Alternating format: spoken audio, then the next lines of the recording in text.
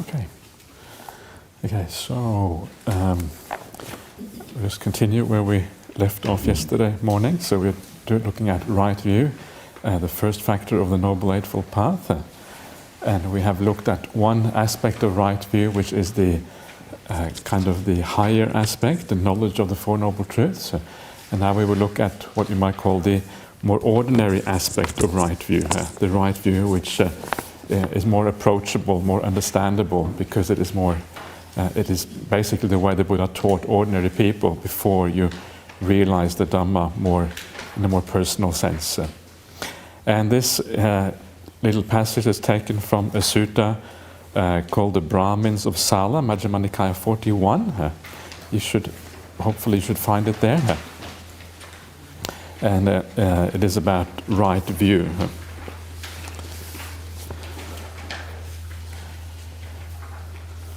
MN 41, the Brahmins of Sala. And this is quite a nice sutta. This particular sutta is about what is known as the 10 courses of wholesome and 10 courses of unwholesome actions. And it's basically where the Buddha sets out what is morality in Buddhism in a very detailed way, in 10, according to 10 factors.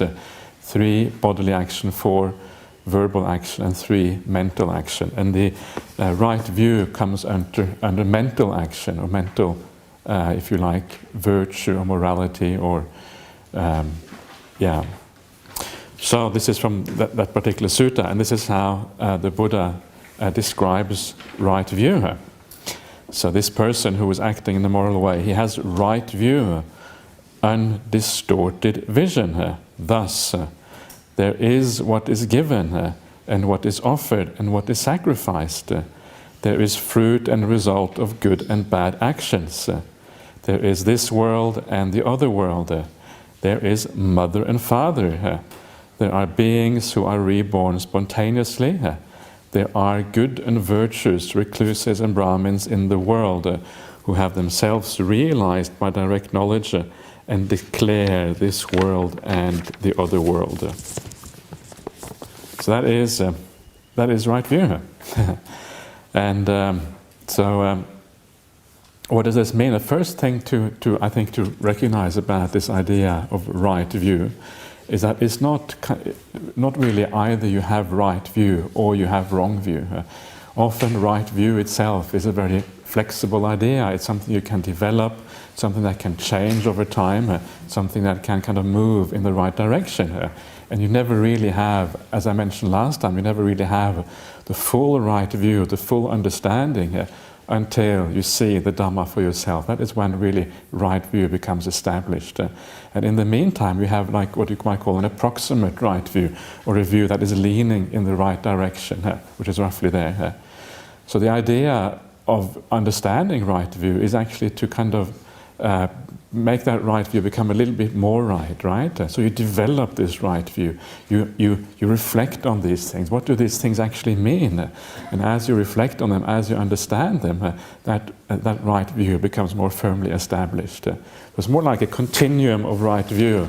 It's not like, yes, I can, rebirth makes sense to me, or it doesn't make sense to me. It's more like, what are the implications of rebirth? What does it actually mean for me?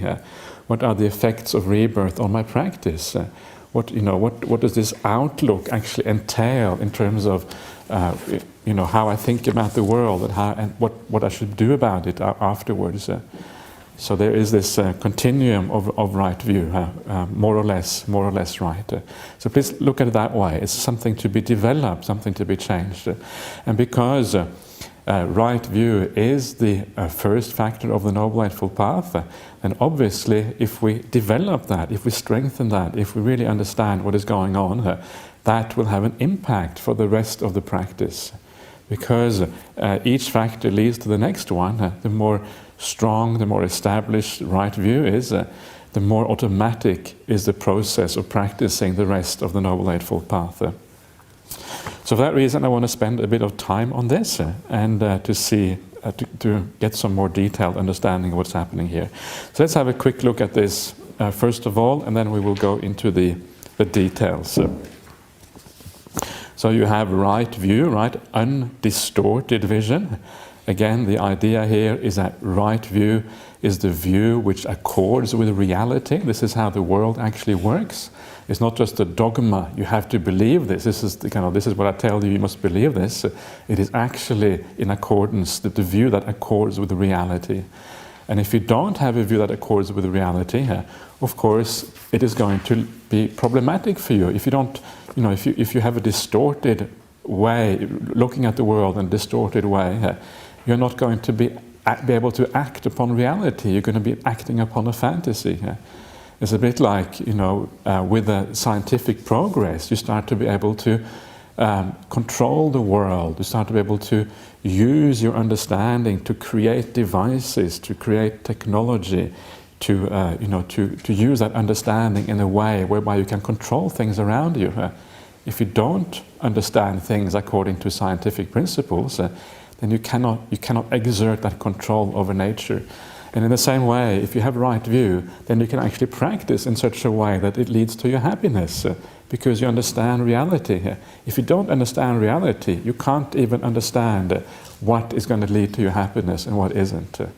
So the basic understanding is just like in science. It is essential to be able to do things which are to your benefit. Otherwise, you won't be able to act in a way that is beneficial for yourself and for other people and anybody else for that matter.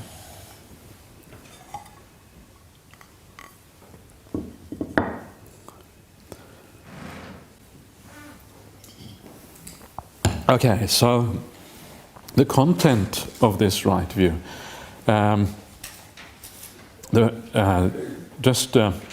I'll skip the first one, go to the second one here. There is fruit and result of good and bad actions. So this is basically about what in Buddhism is known as karma, or the laws of karma. The idea that whatever you do, and it's not just whatever you do, it's whatever you do in a certain way, whatever you have an intention to do. Intention is a crucial aspect of karma, and intention can be varied, right? But what you do intentionally have results. And this is kind of one of the basic understandings of how the world works, which is essential to grasp. And importantly, it is often conjoined with the next one here. There is this world and there is the other world. And what this basically means is that life does not come to an end in this life, but there is another world afterwards. There's a continuity after this life comes to an end. So this is the idea of rebirth that is being spoken of here.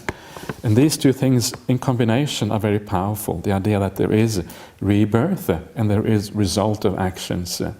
Because what it means is that your future experience of a future world will depend on your actions in this life.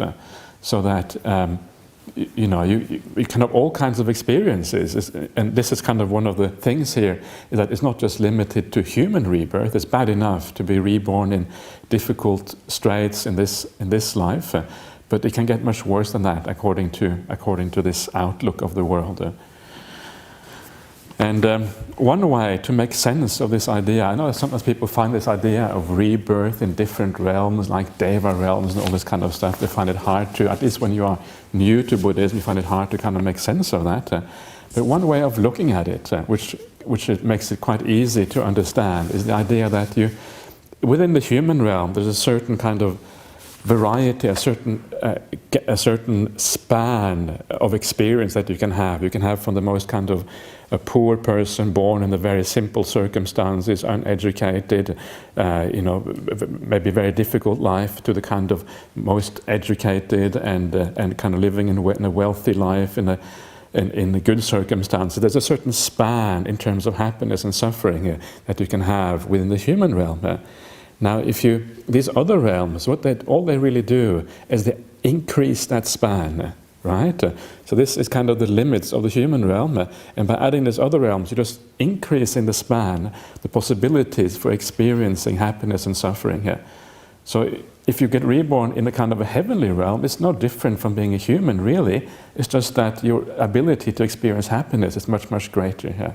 You experience more happiness, more all the good things that you can experience in this life, all those good things, you experience more of them, whatever that might be. And the same thing with a lower realm. A lower realm, again, is not different from the human realm really, except that you experience even more suffering than you can ordinarily experience as a human. So it's just an expanding of the possibilities of happiness and suffering. That's really all it is. Apart from that, it is just you basically continuing in these realms.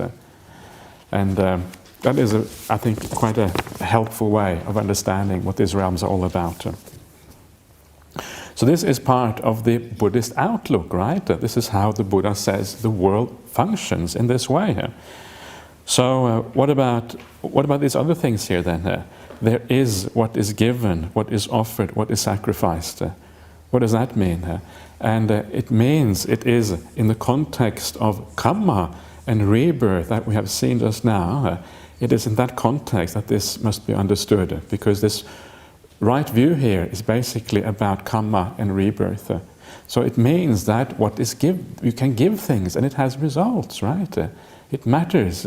When you give, it has karmic results. Obviously, it is beneficial for the person you are giving to, but even more important, because this is really about your own personal spiritual path. Because it is about your personal path, it has results. When you give, it gives you something back in return. Right? This is what it means. So giving is an important thing here. And what is interesting here is that it is singled out in this way, right? It is actually mentioned as a separate factor of right view.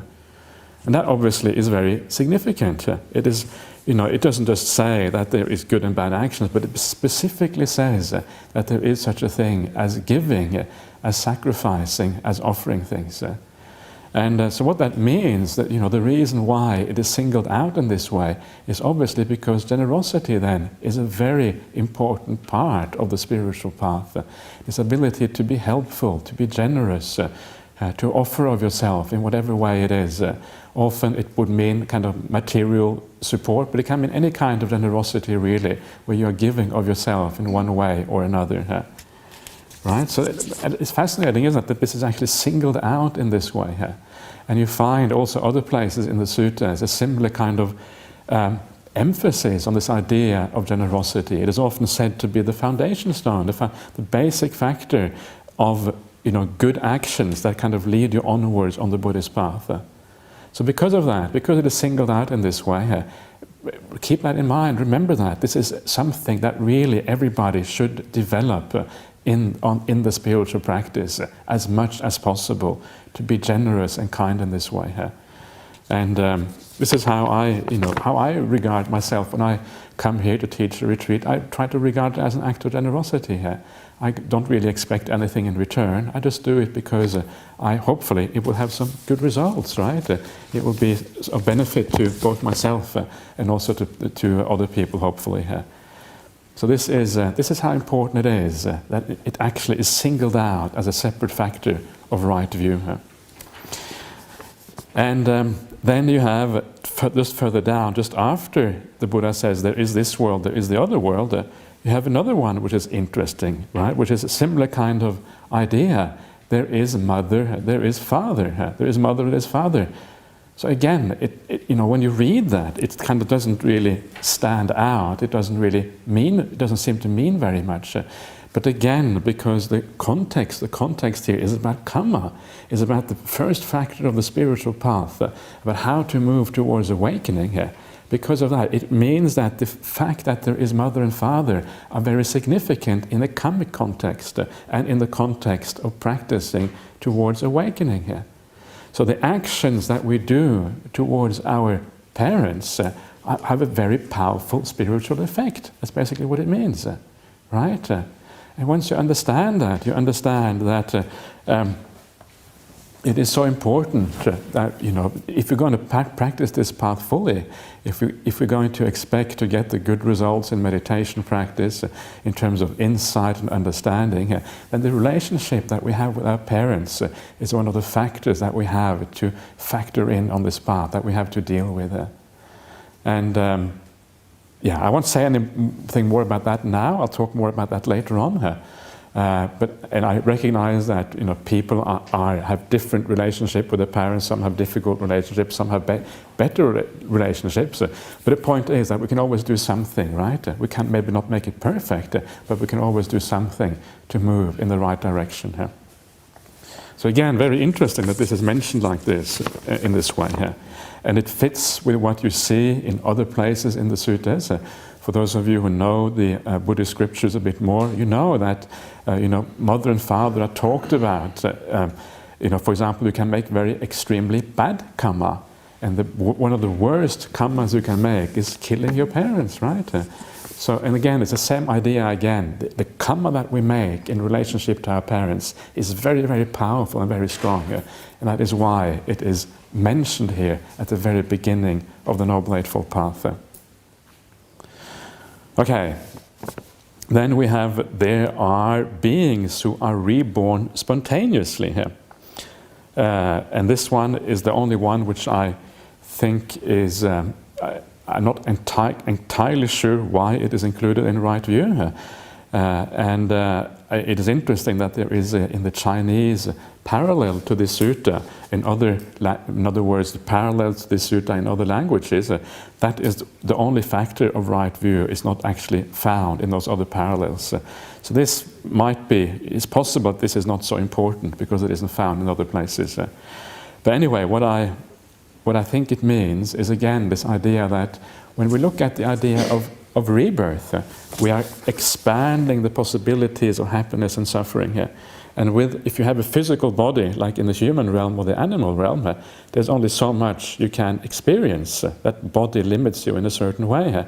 But if you can be reborn spontaneously, like what they call maybe a mind-made body and these kind of things in Buddhism, then that spontaneous rebirth, it expands the possibilities of the experience of happiness and suffering here.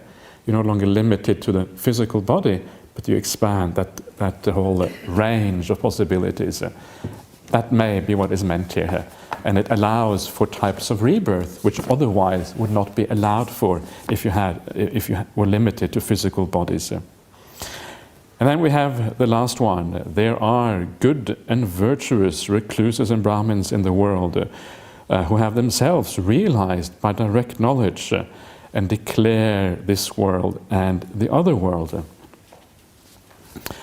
The point of this is simply to the idea that there are people in the world who have practiced more, who have a more profound spiritual insight than what we have, right?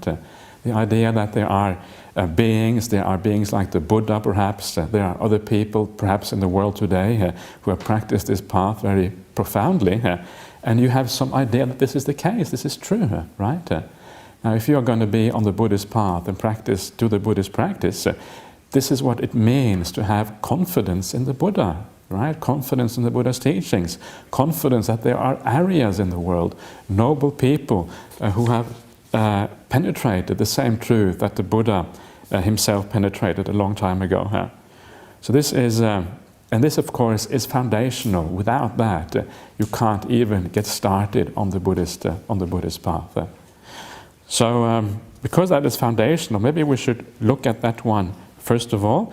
The translation here is not all that accurate, I feel. It says good and virtuous recluses and Brahmins. Really, it should be recluses and Brahmins who have practiced well and who have achieved good results would be, I think, a better way of translating that. But anyway, it's perhaps good enough. And they declare this world and the other world. In other words, they know that this is the case, right? They have direct insight into these things. And this is really the point here. There is a knowledge, there's a basis for this kind of declaring this kind of right view. It's not just a random thing, there is a basis for this. So remember what I was saying before. It is important to kind of establish this right view, right? To develop it, to bring it further. So how do we develop this last aspect of right view here? That there are these people in the world who have understood more than perhaps we have. How do we develop that? And of course, the first thing is to accept that this might be the case, right? And it really makes very good sense. Why shouldn't there be people in the world who have more experience than we have? It's just like anything else. If you want to learn about medicine, if you want to learn about law, you go to university and you learn from somebody who knows more about these things. It is ridiculous to think that we can know more than somebody who is a specialist.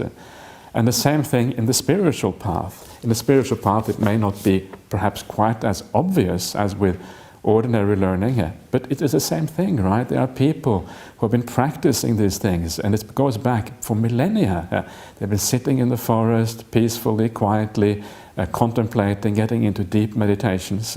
And it makes good sense that there should be people in the world who have more understanding than we have. This is kind of the first initial thing. And that, of course, once we get that sense of confidence that this is the case, it also leads to a sense of humility, right? There's somebody you can learn from. Indeed, what is interesting, if you read the biography of the Buddha himself, this is what the Buddha did when he started out. This is before he was the Buddha. He started out and he looked into the world and he said, who can I learn from? Who is there in this world who has some kind of spiritual understanding of life that I can actually learn from? So he went out and he learned from, there are a couple of people specifically mentioned in the suttas as the teachers of the Buddha. There's a fellow called Alara Kalama, who obviously had very good meditation. Another person called Uddaka Ramaputta, and they are mentioned specifically. And there seems to also be other people that the Buddha learned from in those days. So the Buddha, who became the spiritual kind of genius, right, of our age, who started this whole path of Buddhism, even he started off with teachers. So it makes sense to have a teacher. If you have a teacher, at least they can kind of guide you in the right direction. You can see what they have to say, and they can, usually you make much quicker progress if you have somebody who can teach you, who knows what they're talking about, rather than trying to figure everything out yourself. So this is like the first obvious thing. And the second thing I would recommend you to do to get a feeling for this is to read a little bit of these suttas, right? To see if it makes any sense to you. I recommended a book to someone here the other day called In the Buddha's Words. And this is a translation. This is an anthology of suttas translated by Venerable Bhikkhu Bodhi. And it is very nice as an introduction because it is nicely grouped according to categories, the suttas, according to themes. And then it is introduced by a Bhikkhu Bodhi who is obviously very knowledgeable about the suttas, and nice notes at the end to explain what is going on. Probably one of the best books available to get you kind of access, get you started with reading the suttas. And you will find, as with so many things, sometimes you come across passages that are very meaningful to you, very powerful to you. And that will be very useful. Then you will read about the life of the Buddha, right? How did he live? How did he exist? And you start to get a sense of a relationship with this person who lived 2,500 years ago. Was he as wonderful as people make it out sometimes? And gradually, once you get the feeling for this, you get this, either you will be attracted towards the Buddhist teachings because this makes sense to you, or you will feel that it's not right, or maybe it isn't for you. And either way is okay. But it's important that you have the information, this is what Buddhism is about, and then at least you can make a decision, right? Is it right? Is it wrong? Should I do this? Shouldn't I?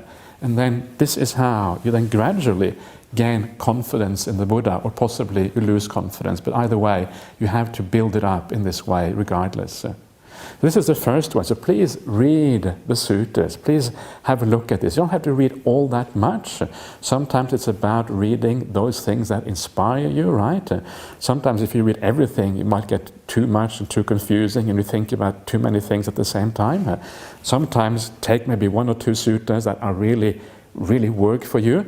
And one of the suttas that I think is very powerful and is, I think, would generally useful to most people is this particular sutta that we're looking at right now, Majjhima Nikaya 41, because it talks about ethics in a very, very broad sense. And when you read that sutta, it talks, it gives you a very broad outline of ethics in Buddhism. And ethics, of course, is the foundation stone. I've been talking about this all the way through now how important it is to get your conduct right, to get your habits, your personality, to get that kind of aligned with the Dhamma and in the right way. Then the meditation happens by itself. And this sutta is specifically about that, about ethics. So I think it's very useful. Sometimes it's good to concentrate on certain themes, right? You don't get too much stuff, too much information which kind of just is floating around, and you can't really, it just becomes too much to think about really sometimes. So this is the first thing. Read suttas and do it in a wise way. Get an overall picture and then focus on a few things which are powerful for your practice. And of course the other thing which is powerful to get a feeling for this is just sometimes you have certain teachers who you feel you have a certain amount of confidence in because they embody the values of Buddhism, they embody the qualities that you're supposed to achieve by practicing this path. So sometimes there will be people in the world you think, wow, this person really has these qualities, and then when you see that, it gives you more confidence as well. And I have no doubt myself that there are people today in this world who embody these qualities of Buddhism and who have practiced this path in such a way that they have achieved some of these results, right? And that gives you a sense of it works. It's not just an ancient teaching on paper, it actually still has an effect in the present day. Yeah. And the third way, which is you start to see this path as well, is when you practice it yourself and you get some of the results, right? You see that meditation actually works. You see that ethical conduct actually works. And when you do that and you start then to extrapolate that into the future, where does this lead? If I continue practicing this way, what can it actually give rise to? You start to understand that there is a lot of potential in this path, and you start to get the feeling that indeed there might be people who actually have seen these things in a very profound and deep sense. So this is what this is about. So it's important to have that, and when you have the sense that there are beings in the world, in particular the Buddha, who has seen these things, right? Seen this world, seen the other world, then what happens at that point? What happens at that point is that you have a Kalyana Mitta. This Pali word Kalyana Mitta, which basically means a good friend. And the primary good friend in the world is the Buddha. The Buddha, precisely because he has seen, he has understood, and because he's sometimes called the eye of the world, right? He has seen, and because he has seen, he's able to teach you. And that kind of opens your eyes a little bit as well, because he is then pointing the way. While we're kind of fumbling around in the darkness, it's nice to have somebody with a torch who can actually show you the way. And that's basically what the Buddha is. He's got the torch, he can see. So you kind of take his hand, so to speak, and he will lead you in the right direction. So this is what this next sutta is all about. Next sutta is called Half the Holy Life. And this is about the Kalyana Mitta and the importance and the significance of having this good friend who guides you in the right direction here. So this is how this sutta goes. Thus have I heard, on one occasion the Blessed One was dwelling among the Sakyans. Sakyans that was a clan where the Buddha was from, where there was a town of the Sakyans named Nagaraka. Then the Venerable Ananda approached the Blessed One. Having approached, he paid homage to the Blessed One, sat down to one side and said to him, Venerable Sir, this is half of the holy life, that is good friendship, good companionship, good comradeship. Not so, Ananda, not so. This is the entire holy life, Ananda. That is good friendship, good companionship, good comradeship. When a bhikkhu has a good friend, a good companion, a good comrade, it is to be expected that he will develop and cultivate the noble Eightfold Path. So I'll just stop there. So this is about good friendship. It's interesting here, good friendship, good companionship, good comradeship, right? It sounds like some kind of term from the Soviet Union or something like that.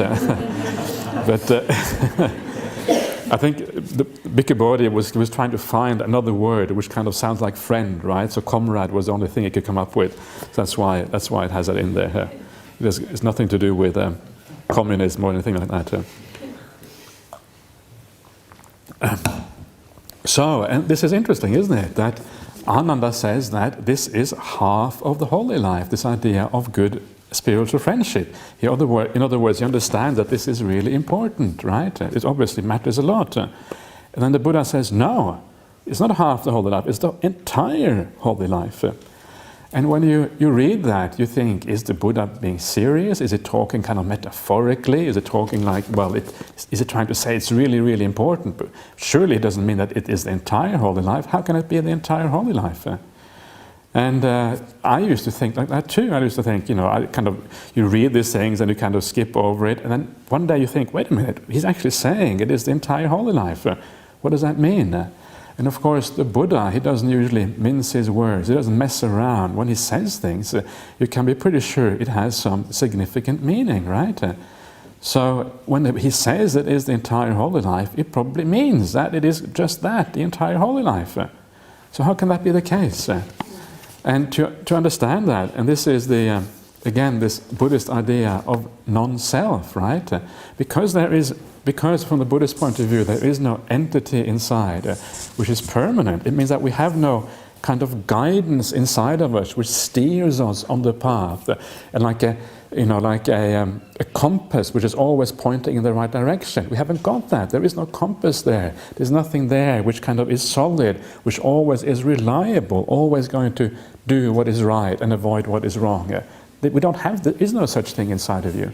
So, the simile that I like to use, it's like we are in a sense like a ship on the ocean, a ship which has no engine, which has no sails, which has no rudder, so you can't steer, you can't kind of go this direction or that direction. Now a ship which has no steering mechanism, what happens to that ship? What happens to it is that it will drift whichever way either the currents or the wind will take it, right? So if the wind comes from the north, the ship will go to the south. If the wind comes from the west, the ship will go to the east, etc., etc. It will drift according to the prevailing conditions, right? And in a sense, in a very real sense, we are a bit like rudderless ships in samsara. We are rudderless people. We have no real steering mechanism. There's nothing inside of us which naturally points us in this direction or that direction.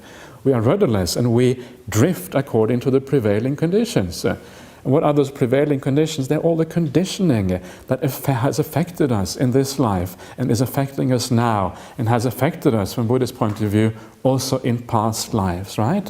All the conditioning, that conditioning is both internal and external. So the conditioning from past lives is now mostly internalized. Originally it came from outside, but now it comes from the inside. It is the kind of the habits you have, the way that you have built up, the sense of identity that you have. All of these internal things that are driving you in a certain way. And then there's all the external things in this life, right? Your upbringing, your schooling, your parents, your friends, all of these things, your work, everything in this life that you have experienced, every single experience will have conditioned you in a certain way. And that is what we are. We are that conditioning. We are a sum of all the environment, all the things around us. That is essentially what we have become and what we are now. And then there are new conditions coming, and they will then affect us in a certain way, right? And once you understand that we are just a sum of the conditioning, then of course the only way that you're going to get on the spiritual path, that there has to be some kind of spark. Something has to trigger that, that movement onto the spiritual path. And that trigger is then the Kalyana Mitta. That is the person who says, the eye of the world, I have seen, I have understood, I have realized these things. Listen, right? And then you look at this person and you say, should I listen or should I not listen? And this is part of our job as a spiritual practitioner, is to look at those people who are teachers and ask us whether they are worthy of being followed. Do they have the qualities that they do they have those qualities in their conduct that they are talking about? Do they have a sense of metta, a sense of compassion, a sense of kindness, right? Do they have a lack of these defilements they're talking about that we should overcome? And then this is how you then gain confidence in the Buddha. And then you have a kalyana mitta, you have a good spiritual friend, you have a light that shines in the darkness and shows you the way. And it is absolutely necessary. Without that, you can't really make the breakthrough. So this is what this is all about. And that is why it is 100% of the spiritual life, right? Because without it, you can't get anywhere. It is absolutely necessary. It is a condition that drives you forward. And it is based on that you then practice virtue even better, that you practice generosity, that you meditate, that you get insight. It all ultimately comes from that. And yesterday you were asking about about the last saying of the Buddha, the apamadeta sampadeta, strive on with heedfulness. And I said that this idea of apamada stands at the very foundation of the Buddhist path. It is one of many things, and I couldn't remember so many others, but one of those is kalyana mitta. Kalyana mitta is another thing which stands as the very foundation stone of the Buddhist path. Without that, you can't get started. Apamada is another one. Apamada, because you have to be heedful, at the very least you have to be able to listen to those people, right, or to take an interest. If you're not even interested, or you have decided that you want to believe in another religion or whatever, and you don't have no time for these recluses or whatever, there is no chance that you will get anywhere. So apamada, yoniso manasikara is another one, a wise reflection, etc., etc. Anyway, okay, so then let's see what happens then. So then he says, it is because of these kalyana mitta that you practice the Noble Eightfold Path. And then, of course, he gives a exposition of the Noble Eightfold Path. And how, Ananda, does a bhikkhu, a monk who has a good friend, a good companion, a good comrade, develop and cultivate the Noble Eightfold Path? Here, Ananda, a bhikkhu develops right view, which is based on seclusion, dispassion and cessation, maturing in release. He develops right intention, right speech, right action, right livelihood, right effort, right mindfulness, and right stillness, which is based upon seclusion, dispassion, cessation, and maturing in release. It is in this way, Ananda, that the bhikkhu who has good friends, good companions, a good comrade, develops and cultivates the Noble Eightfold Path. So, here, I'm not sure how much I should talk about this, because this is these are very fairly profound aspects of the Noble Eightfold Path. We have this idea that it is based upon seclusion, dispassion, and cessation. And what this means is that basically your practice of the Noble Eightfold Path, especially when it comes to the deeper aspects of the path, some degree of seclusion is required, right?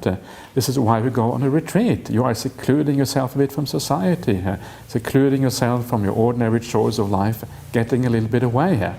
And this is one of the reasons why you become a monk or a nun, right? So you can seclude yourself even more from society. Where I live at Bodhinyana Monastery in Perth, every monk has a little hut in the forest. And from my hut, when I walk on my walking path, I can't see any other huts. So it's like I'm a sense of complete seclusion, right? It's just nature around you. And that gives you, after a while, it gives you a sense of peace. It gives you a sense of distance. And that sense of distance means you have, you feel a kind of spaciousness, both internally and externally. And that external seclusion, being separated from other people around you, then eventually leads to the internal seclusion, where your mind starts to become separated from the world. In particular, what it becomes separated from is the 5 hindrances of meditation, 5 hindrances that block your practice in meditation. So seclusion, when it comes to meditation practice, means the mental seclusion, when the mind is free from those hindrances. So this is why seclusion is so important, because it is based on that seclusion that this path really starts to take off, right? The hindrances disappear because you are away from the worldly phenomena which tend to give rise to hindrances, rise to problems, gives rise to desire, gives rise to anger, all these other kind of things. And then it is based on dispassion and cessation. And what this means is that when you are practicing the Buddhist path, and you are practicing meditation in particular, things start to fade away, right? Things start to cease. This is what happens in meditation practice. More and more things fade away, they cease. Things become simpler and simpler in your life, simpler and simpler in your mind. Things fading away. And this is the kind of the basis for meditation and for insight, is this fading away of things. And this is how the path kind of develops. And you will get a little bit of experience of that on this retreat, just a little bit. I mean, this thing goes very, very deep.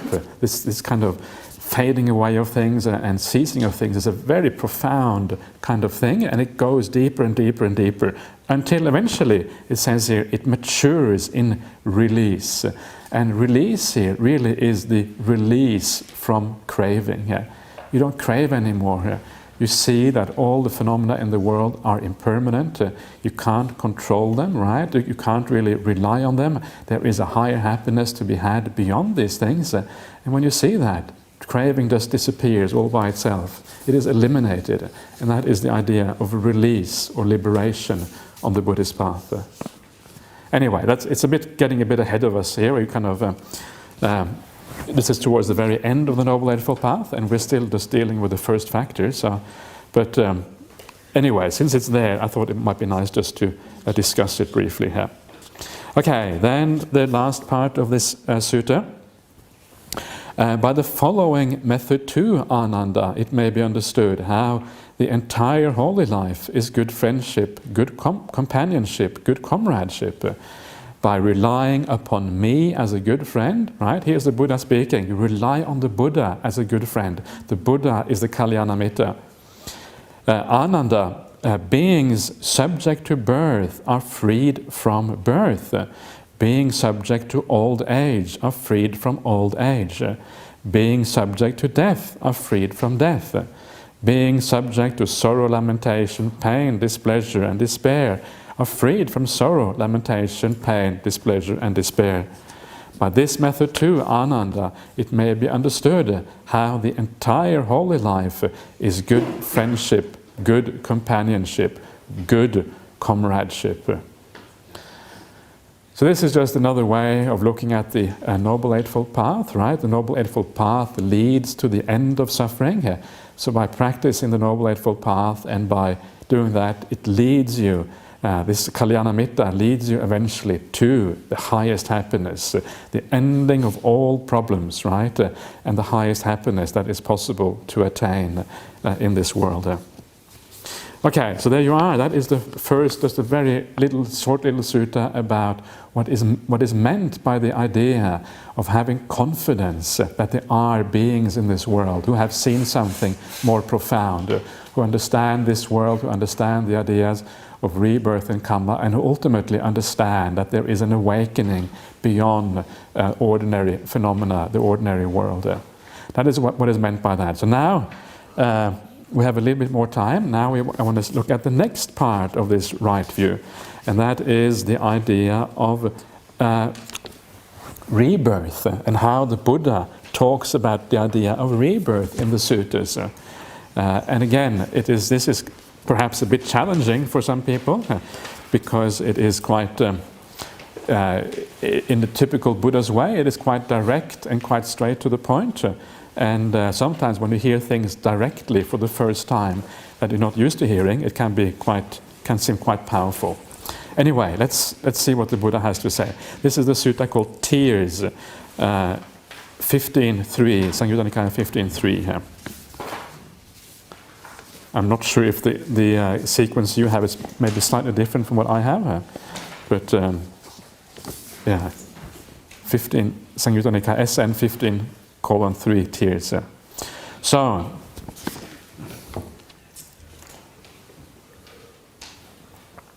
at Savatthi, Because this samsara is without discoverable beginning.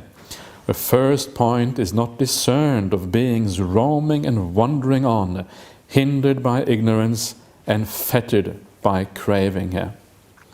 What do you think, bhikkhus? Which is more, the stream of tears that you have shed as you have roamed and wandered on through this long course, weeping and wailing because of being united with the disagreeable and separated from the agreeable, this or the water of the four great oceans?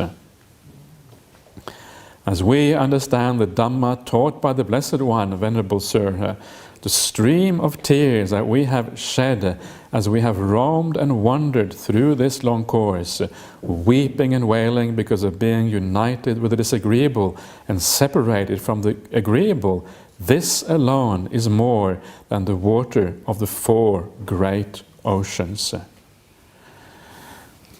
So that is pretty strong, isn't it? And there are and there are a number of suttas like that in this particular part of the Buddha's word. And there are others which are perhaps even more graphic, like the amount of blood that you have shed and this kind of things, and the amount of bones that you have piled up after dying so many times, etc., etc. But let's have a look at this in a little bit more detail, starting from the beginning here. So the first thing here, because this samsara is without discoverable beginning here. So the word samsara is one of these kind of crucial words in the Buddhist vocabulary, and samsara is just a word which means like the faring on, the traveling on, and it basically refers to kind of the sequence of births and deaths, going on and on and on. This is the meaning of samsara, traveling on, the moving on, kind of the endless restlessness, moving from one life to the next life, going back and potentially going forward indefinitely. No clear point of beginning, no clear point of ending, right? Just moving on. And once you look at it like that, if you look at only one life, a single life can seem quite purposeful. You are here to maybe do a good job and to kind of help society on in the right direction. You're here perhaps to bring up your children, if you have children, and to kind of, make them good people, so they also kind of bring society forward and bring humanity forward and whatever, and animals or whatever else. And in this sense, in a single life, life can seem quite meaningful. But when you start to look at life in the broader context of life after life, of doing the same thing again and again, right?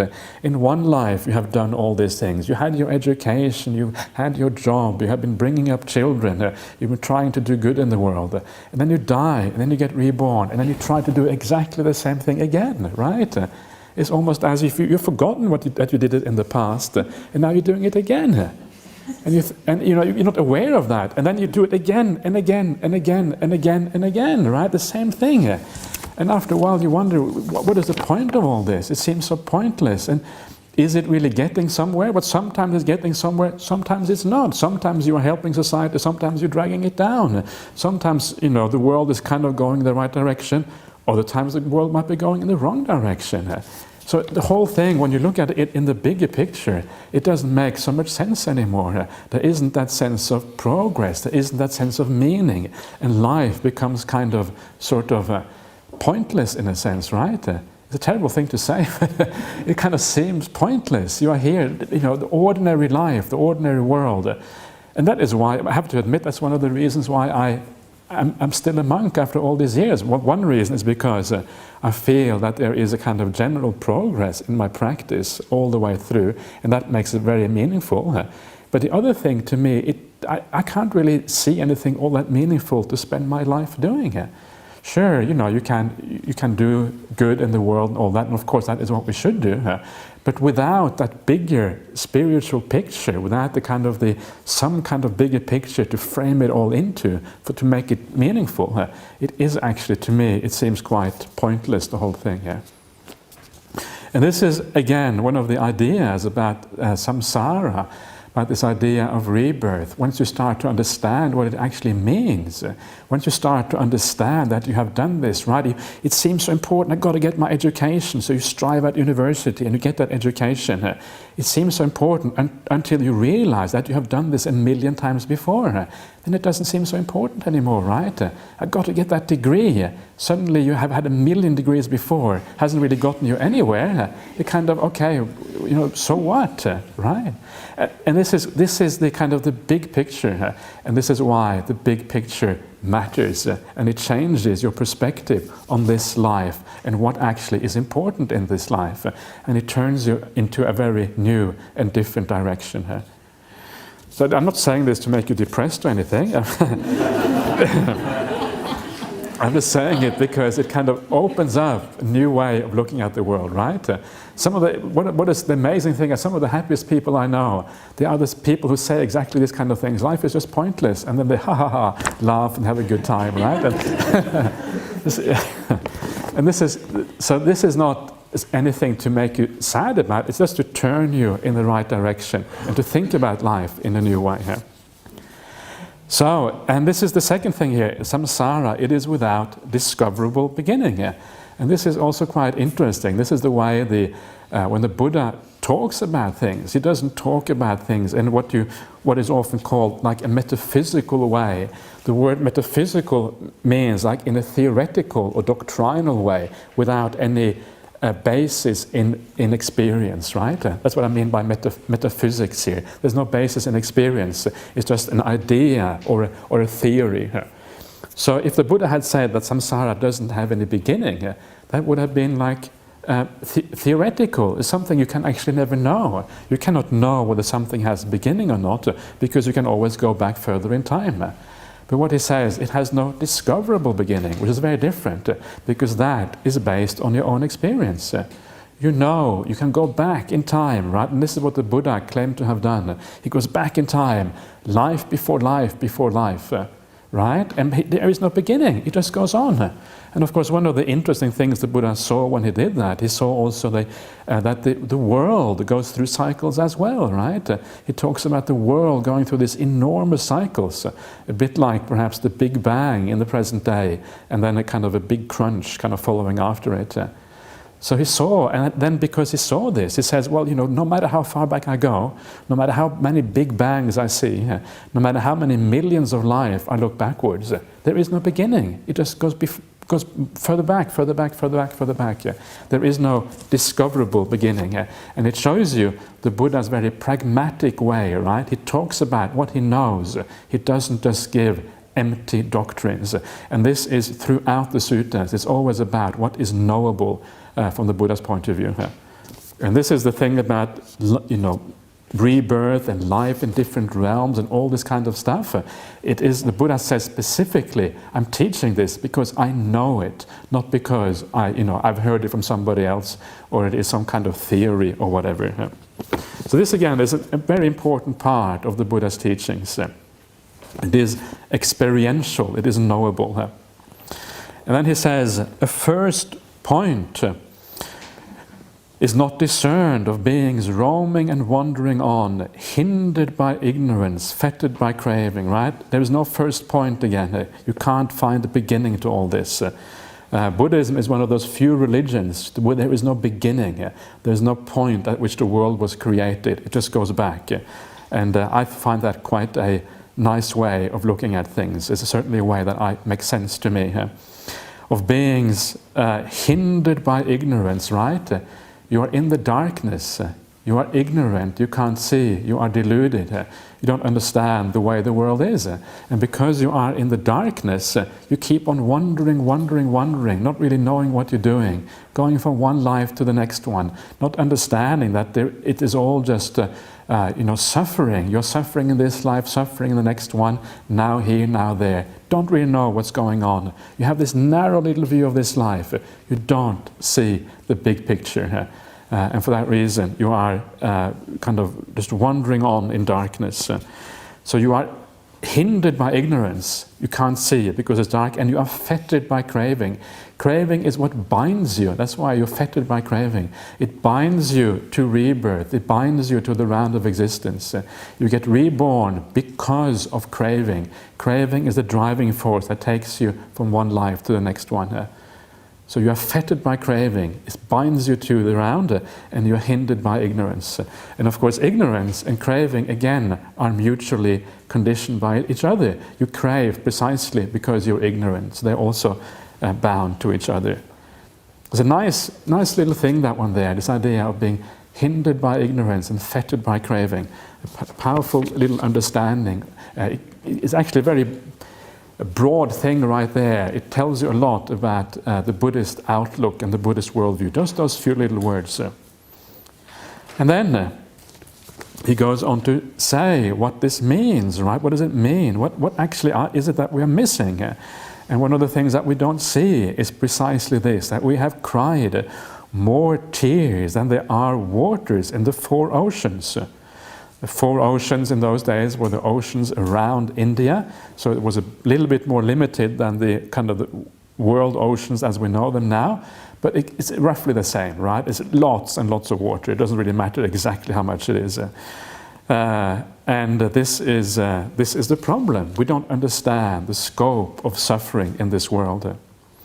And then the Buddha says, good bhikkhus, it is good that you understand the Dhamma taught by me in such a way. The stream of tears that you have shed as you roamed and wandered through this long course, weeping and wailing because of being united with the disagreeable and separated from the agreeable. This alone is more than the water in the 4 oceans. For a long time, bhikkhus, you have experienced the death of a mother. As you experience this, weeping and wailing because of being united with the disagreeable and separated from the agreeable, the stream of tears that you have shed is more than the waters in the 4 great oceans. For a long time, bhikkhus, you have experienced the death of a father, the death of a brother, the death of a sister, the death of a son, the death of a daughter, the loss of relatives, the loss of wealth, the loss of illness. As you have experienced this, weeping and wailing because of being united with the disagreeable and separated from the agreeable, the streams of tears that you have shed is more than the water in the 4 great oceans. For what reason? Because, bhikkhus, the samsara is without discoverable beginning. The first point is not discerned of beings roaming and wandering on, hindered by ignorance and fettered by craving. It is enough to experience revulsion towards all formations, enough to become dispassionate towards them, enough to be liberated from them.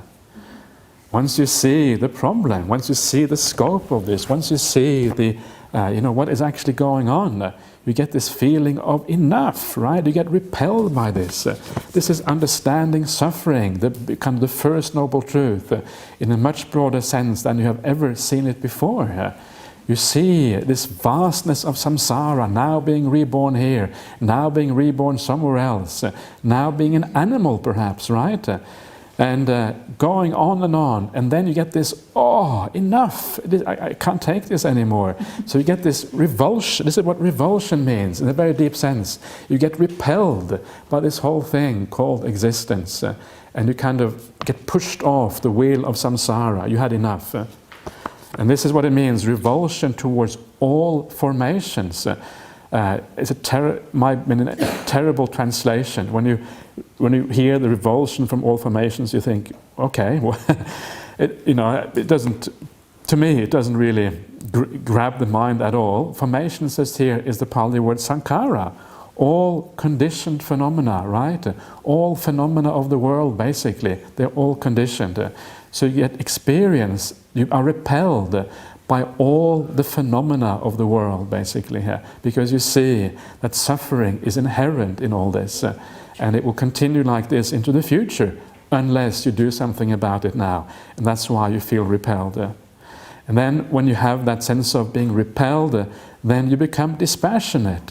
You lose your interest in this world, right? There's no interest anymore. Dispassion is the opposite of being passionate or being interested in something. So you lose your interest. And when you lose your interest completely, and that of course takes a while, but when the interest is completely lost, then your craving disappears. And craving disappearing is the same as being liberated. Liberation means craving having ceased. Because when craving ceases, you